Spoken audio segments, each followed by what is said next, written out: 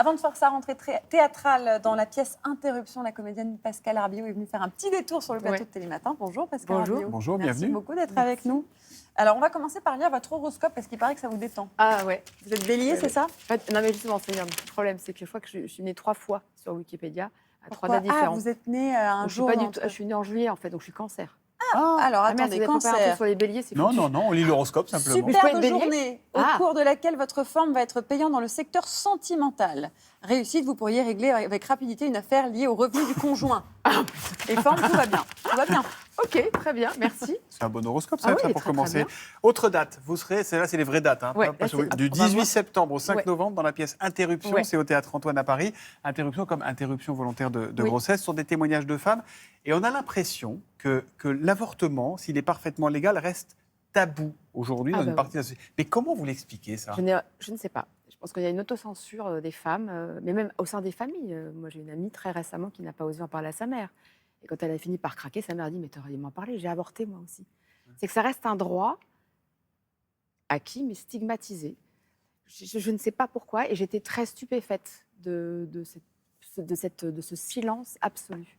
Mais on ne parle pas que d'avortement, c'est-à-dire Non, que ça non. parle aussi des relations, de la sexualité, qui reste aussi quelque chose dont on parle pas tant que ça finalement, même si apparemment sur les réseaux, c'est pas du tout.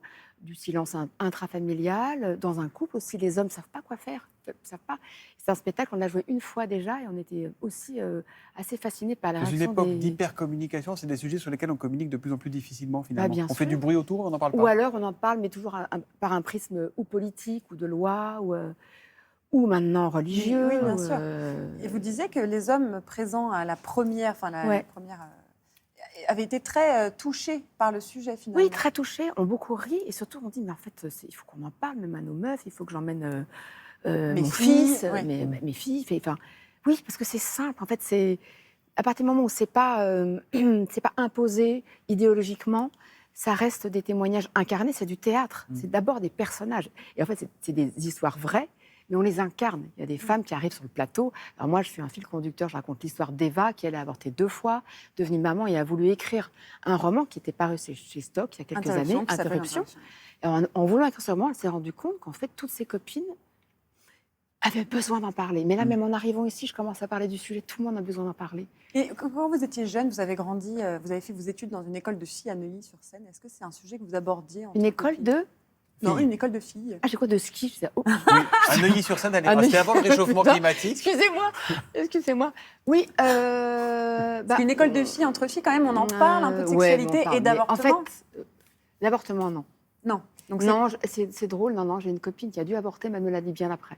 Mm. Non, c'est tabou. Et moi, très récemment, j'ai quelqu'un de très proche qui l'a fait en cachette et qui, du coup, s'est retrouvée confrontée à un parcours médical assez compliqué et elle aurait dû en parler, en fait. On ne sait plus comment fonctionne le planning familial, par exemple. Il y a plein de jeunes qui ne savent même pas, même la contraception, aujourd'hui, il y a un recul.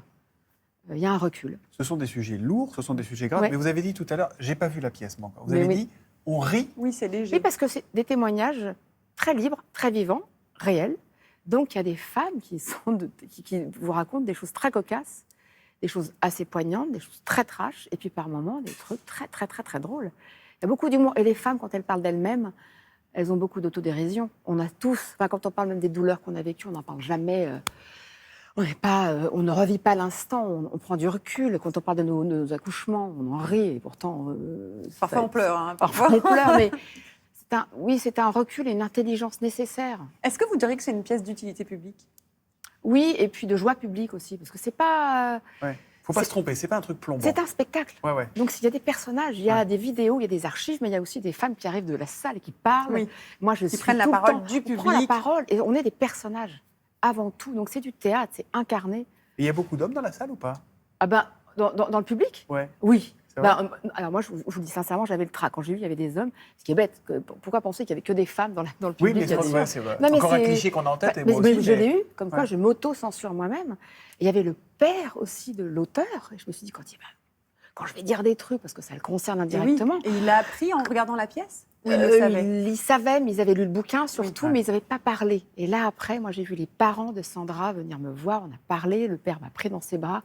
C'est Ça pour libère la parole. Mais oui, et c'est tellement facile de la libérer au Oui, vous donnez envie de gravement le envie d'y aller. Ouais, hein, bah, mais franchement, parce que j'ai le trac aussi, donc je me, Vous avez le je me trac, déche là, avant la première de On lundi. commence lundi. Oui, Ah ouais. je suis très très heureuse de jouer ce spectacle. C'était une aventure humaine. On a coécrit à 3 femmes. On est resté enfermés 2 mois. On a ri, on a pleuré un peu, on s'est raconté nos vies et c'est très très joyeux. Mais Une j'ai un vraie peu le aventure trac. de théâtre. Ça commence le 18 septembre jusqu'au 7 À 19 novembre. h. Et Au après, on Théâtre peut Box, dîner c'est à après, 19 quoi, h. c'est sympa. Exactement. Vous avez un parcours étonnant parce que vous avez fait des études d'économie. Ouais. Et il paraît que votre prof, c'était François Hollande. Oui, je l'ai eu en C'est cours vrai magistral. Ouais. Mais il était comment comme Il prof était exceptionnel. Pourquoi Parce qu'en fait, moi, je l'ai eu un cours dont je me souviens. Il devait y avoir un krach boursier, je ne sais plus, le 87, et à chaud, le matin, il dit, bon, alors cette nuit, il y a eu un krach, donc je vais vous en parler.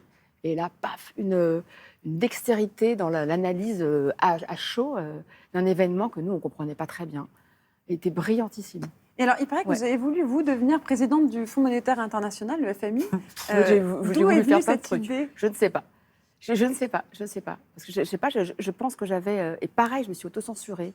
Je pense que je fantasmais pouvoir avoir un poste...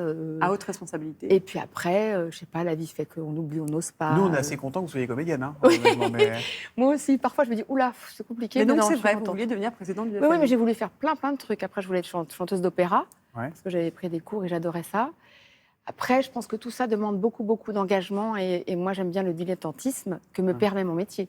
Je change de patron, je change de sujet, je change d'aventure. C'est un dilettantisme qui demande beaucoup de travail quand même. Ah, il faut être comme un grand sportif. C'est ça. Sinon, on ne tient pas le choc. Elle est avec nous jusqu'à 9h30. C'est Pascal Arbillot qu'on retrouve juste après la pub dans Télématin. À tout de suite.